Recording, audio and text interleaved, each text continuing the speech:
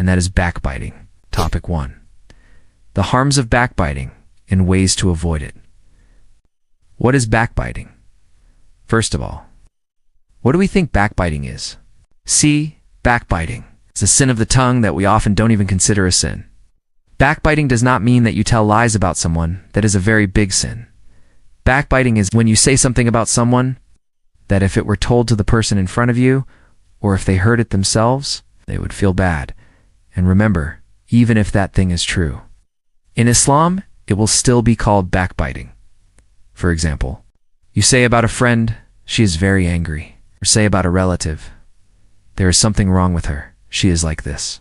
That thing may be really true. But if that person hears that thing from your tongue and it hurts her, then that is backbiting. That is backbiting is a sin, even if you are telling the truth. Islam wants us to protect the honor of others, to protect their privacy, because when we talk about someone behind their back, we harm their honor. And you know, it's what Allah hates the most. The Quran's stern warning, and now look how stern the Quran has warned about this. In Surah Al-Hujurat, verse 12, it says, O you who believe, avoid much suspicion, for some suspicion is a sin, and do not backbite, nor backbite. Would any of you like to eat the flesh of his dead brother, and you dislike that? Fear Allah. Indeed, Allah is oft returning, most merciful. Surah An-Nisa, verse 148, Allah does not like that anyone should expose the evil of another except for him who has been wronged. And Allah is all-hearing, all-knowing. Just think, what a terrible and what a painful example. There can be no worse scene in Islam.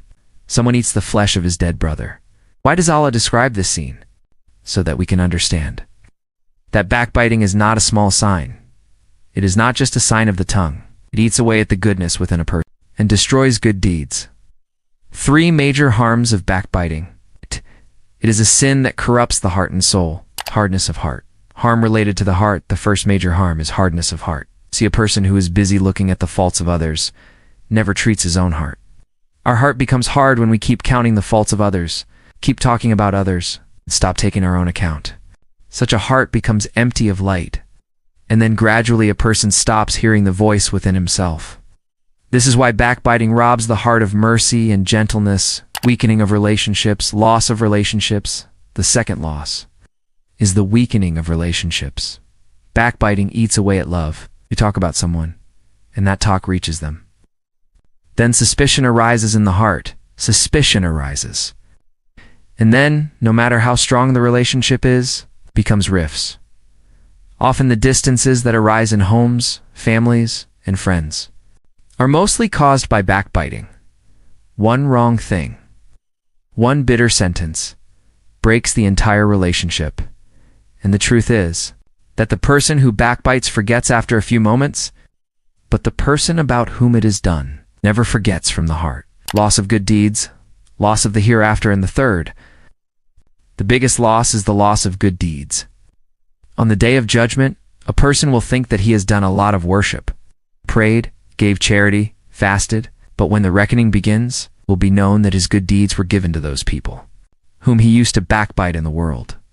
Think, keep earning good deeds day and night, and just a few words of the tongue. Transfer those good deeds of ours to others. What greater deprivation can there be than this?